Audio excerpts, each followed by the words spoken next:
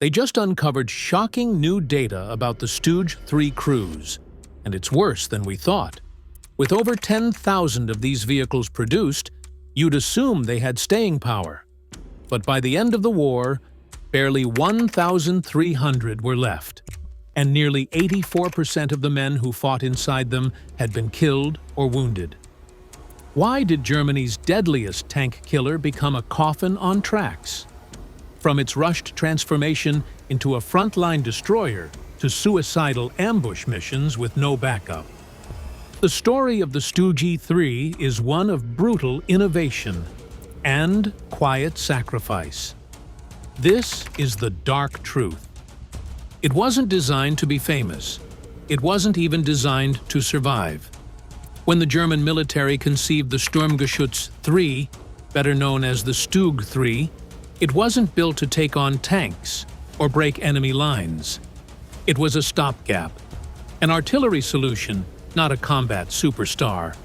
Originally, German generals simply needed a mobile cannon that could follow infantry and blast apart concrete bunkers and fortified machine gun nests. Standard field guns were too slow to deploy. And tanks? Too expensive, too rare, and always in short supply. So they took an already existing Panzer III chassis, stripped away the turret, and fixed a short-barreled 75mm howitzer into a low-slung casemate. No rotating turret, no backup crew compartments, no frills, just a cannon bolted to a metal box. But what the Germans didn't anticipate was how quickly this modest vehicle would be thrust into battles it was never meant to fight. The artillerymen who crewed the first StuGs weren't trained tankers. They were gunners, disciplined, mathematical, and clinical in their operations. Their goal wasn't glory, it was precision.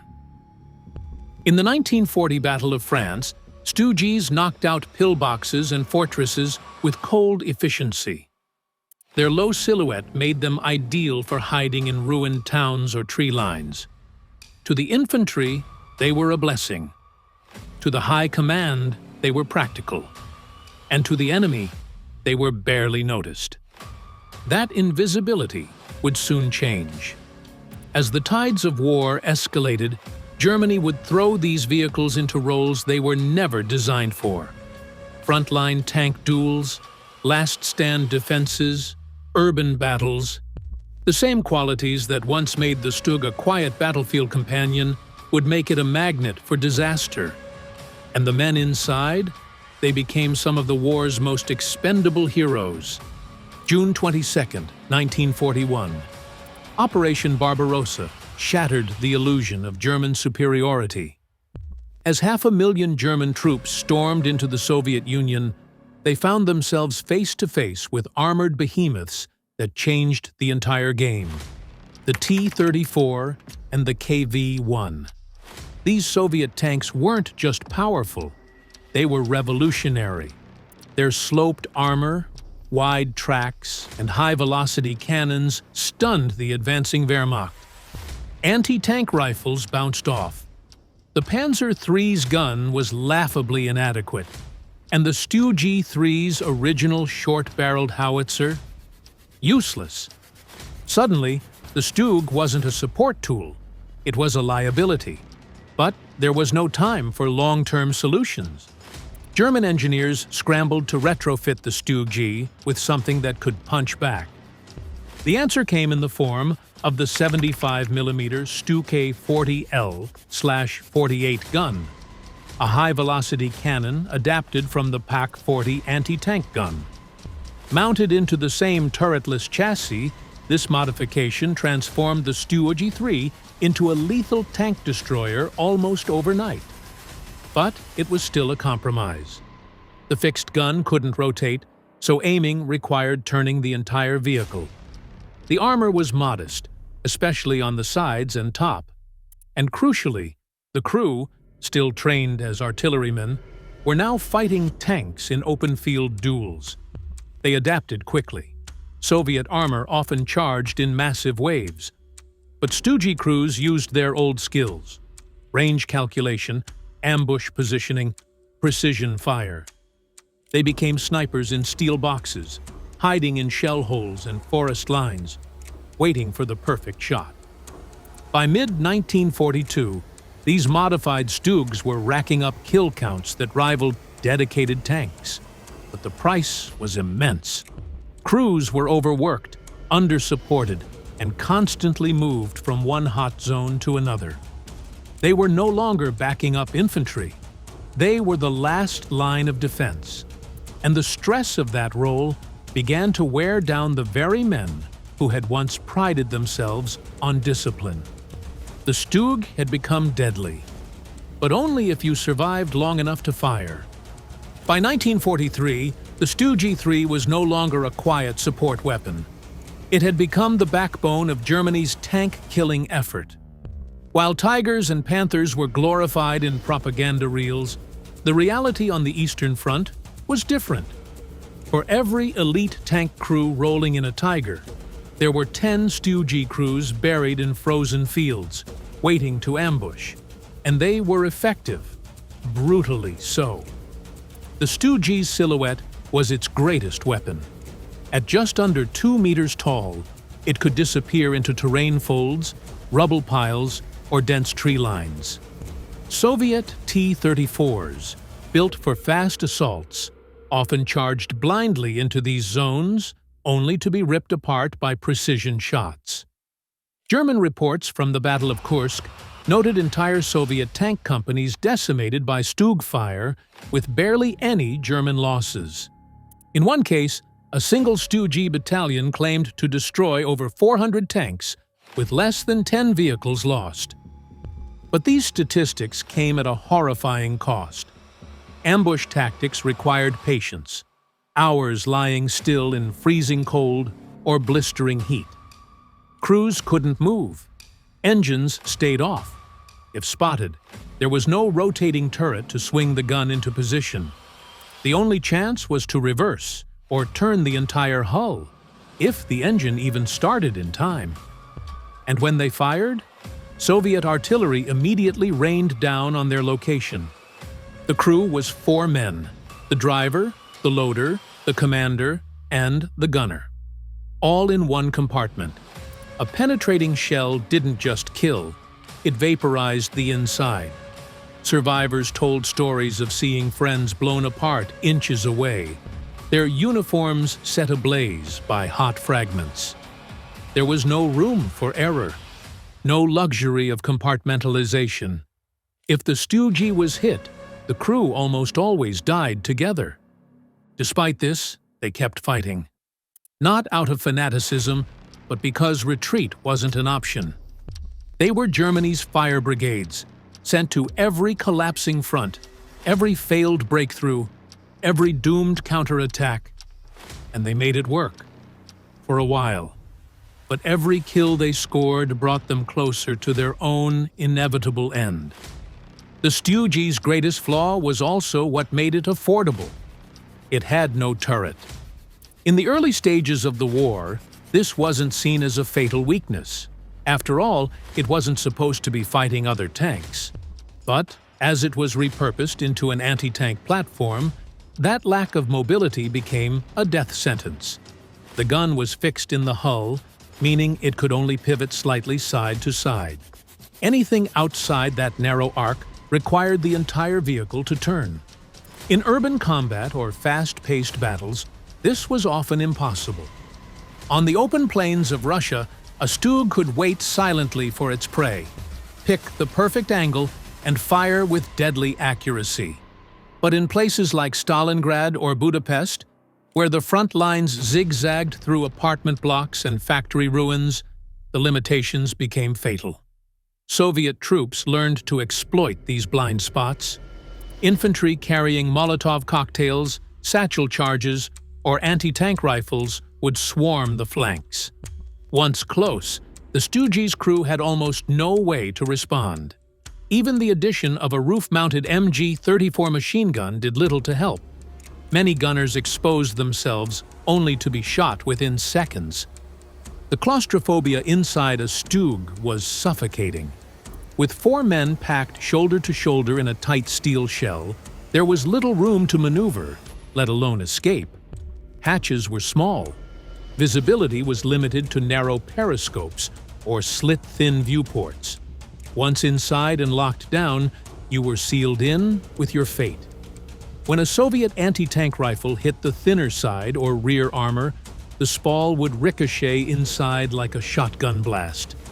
Sometimes, crews were killed not by penetration, but by fragments of their own armor breaking loose and shredding them. Commanders begged for better visibility, faster traverse, thicker armor. What they got instead were orders to hold the line, no matter the cost. And those costs grew heavier by the month.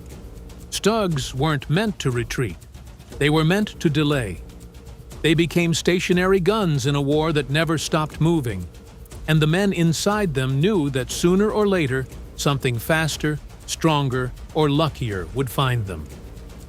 As Germany's situation deteriorated in 1944, StuG crews were no longer just fighting the Soviets. They were being hurled against Allied advances in Italy, France, and even inside Germany itself. Wherever the front collapsed, the call went out. Not for Tigers or elite SS units, but for the StuG battalions. They were the Feuerwehr, the fire brigade, rushed from one catastrophe to the next. This wasn't by accident. The StuG III had become the most produced German armored vehicle of the entire war. Over 10,000 units rolled off the assembly lines, many using repurposed Panzer III chassis that were no longer fit for tank combat. It was cheaper than a Tiger and more reliable than a Panther. But quantity couldn't fix exhaustion. Crews were pushed to the edge. Maintenance was spotty. Ammo was rationed. And the enemy now had complete control of the skies. That meant the StuG wasn't just vulnerable to enemy tanks. It was hunted from above. Jabos, Allied fighter bombers like the P-47 Thunderbolt, swept the roads and fields, looking for anything with a cross on it. The thin roof armor of the StuG, sometimes only 10 to 15 millimeters thick, was no match for rockets or bombs. Some crews tried to weld spare tracks or concrete slabs to the top, hoping for extra protection. But most knew it wouldn't matter. Even more devastating was how the Wehrmacht used them. Entire StuG units were thrown into battles without infantry support, artillery cover, or air protection. They were told to stop entire armored thrusts alone. If they succeeded, they bought time. If they failed, no one expected them to come back. Survivors described driving all night to reach a crumbling village, only to be told they had an hour to prepare for an enemy tank assault. They weren't elite units. They were triage, delaying the inevitable. And still, they fought. Not out of loyalty to the regime, but because they had no other choice. Desertion meant execution. Capture meant brutal interrogation or death. Staying in the vehicle, no matter how damaged, was often seen as the only hope. The StuG had become a coffin on tracks, one that moved only forward. By the final year of the war, death inside a StuG could come from any direction. And it often did. Allied armor was improving rapidly. British Churchills and American Shermans, while individually less effective than a StuG in ambush, began arriving in overwhelming numbers. Their tactics changed too. Instead of charging blindly, they used smoke, artillery barrages, and coordinated flanks to flush out German anti-tank positions. The StuGs, with their fixed guns, were easy prey. Inside the vehicle, the psychological toll was unbearable. Most crews had already survived multiple battles, lost friends, and suffered wounds. Shell shock or combat fatigue was rampant. Replacement crews, hastily trained and often underage, had no time to learn the tactics that had once made StuG units so deadly. They were told how to drive, how to fire, and then sent to the front. Some were barely 17 years old. One of the darkest aspects of the StuG design was that when it was hit, it wasn't just the vehicle that died, it was everyone inside. The small crew compartment meant that a single penetrating shell could detonate the ammo rack, rupture the fuel tank, and incinerate the entire interior. Rescue was almost impossible. The flames burned fast, the steel bent inward, and if the hatches were jammed, which they often were, it became a fiery tomb. The numbers tell the rest of the story. Of the 10,000-plus StuGs built, fewer than 1,500 were still operational by the end of the war. Over 84% were destroyed in action, abandoned, or captured. But even more staggering was the human cost. Entire battalions were wiped out, some never replaced. The German High Command considered them expendable, and history almost forgot them. Yet for all the brutality and hopelessness, these crews kept fighting. Not because they believed in victory, but because they had each other. Brothers in steel boxes, bracing for the shell that had their name on it. In the darkest corners of the war, they became legends, not through glory, but through endurance. The crews of the StuG III were some of the most uncelebrated and invisible soldiers of World War II. Unlike Tiger tank commanders or Luftwaffe aces, they weren't featured in propaganda posters or newsreels. Their names didn't echo in Nazi speeches. They were often nameless gunners, loaders, and drivers, assigned to steel boxes without turrets, fighting desperate battles the public never heard about. But their impact on the war was undeniable. Some of Germany's highest tank kill counts didn't come from Tigers or Panthers. They came from StuGs. Veteran commanders like Franz Becke and Kurt Knespel started or completed their careers in assault guns, racking up tank kills that made them legends. Yet their association with the cheap StuG kept them out of the limelight. Because the vehicle was never meant to be a symbol of pride, it was a tool, a necessary, brutal machine made for survival, not glory. The crews felt this too. Letters from soldiers assigned to StuGs reveal exhaustion, bitterness, and fatalism. Many of them didn't believe in victory anymore, especially after 1943. They weren't fighting for ideology. They were fighting for the man sitting next to them. Most of the time, they didn't even know where they were being sent. Orders came down. The StuG was loaded with shells, and they moved, often at night, often alone. A handful of men, outnumbered and forgotten. These were not the polished, idealized Germans of the Wehrmacht's early blitzkrieg. By 1944, most StuG crews looked like ghosts. Dirty, malnourished, hollow-eyed. Uniforms in tatters. Many had seen the inside of their vehicle catch fire. Some had crawled out of burning wrecks. Others replaced friends who never made it out. In winter, they froze in their compartments. In summer, they boiled. Morale collapsed. But they still climbed back in. They still fought. And when the war ended, very few came home to tell their story. As the Third Reich crumbled in 1945, the role of the StuG III changed once again.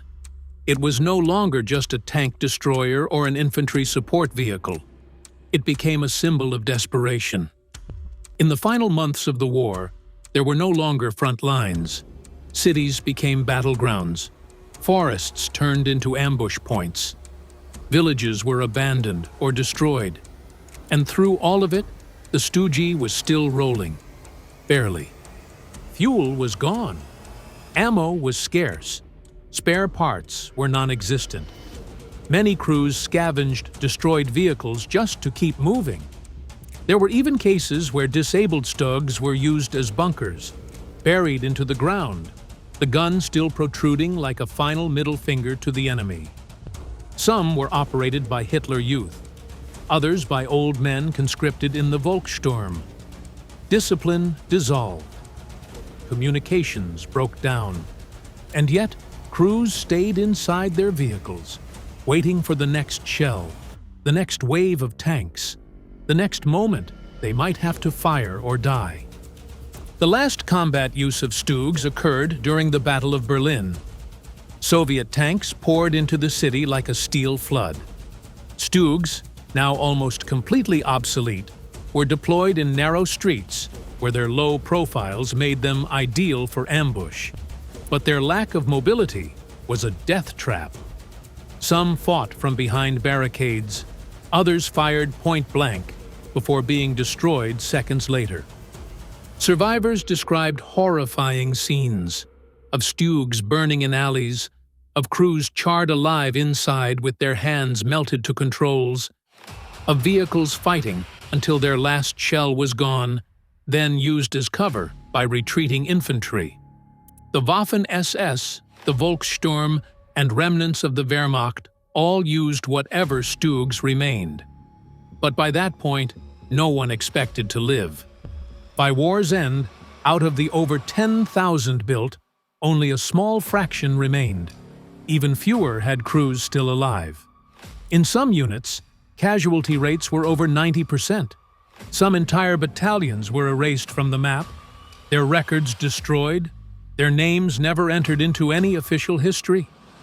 Their last stand had already been forgotten before the ashes had even cooled. What made the StuG III such a deadly coffin wasn't just its armor or lack of turret. It was the psychological reality of its design.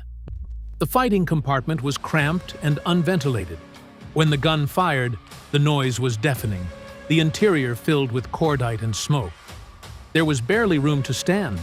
If the loader was slow by even a second, it could mean death. The crew relied entirely on each other, but also knew that if one man died, the rest usually did too. There were only a few ways out. If the front hatch jammed, you had to crawl over the gun or squeeze through the loader's hatch. But if the vehicle was burning, seconds mattered. And StuGs burned fast. The fuel tank sat close to the engine. The ammo storage wasn't protected. When hit, even a glancing blow could rupture something vital. And once the fire started, smoke filled the cabin in seconds. Most crews didn't suffocate or bleed out. They burned. And that's how 84% of them died. The death toll wasn't the result of bad tactics or poor engineering. It was the role itself. The StuG was always on the front, always where the fighting was thickest. It was cheaper to build than other tanks, so it was sent more places, to fight more enemies, in more hopeless situations. There was no air support, no reinforcements, no promise of rescue. Just a low-slung metal box, a long 75mm cannon, and 4 men trying to survive another hour. Their legacy is one of brutal efficiency and brutal sacrifice. These weren't the glamorous tank commanders of Nazi propaganda. They were the forgotten gunners, the drivers who froze in place, the loaders who screamed when the roof was peeled open by an enemy shell, the commanders who looked through smoke-smeared periscopes, knowing they were seconds from being flanked. And they kept fighting. The StuG III crews did not win the war. They did not change its outcome. But they became its grinding, gray backbone, a symbol of industrialized death, of sacrifice without reward, and of men who lived and died in silence, sealed in steel and swallowed by history.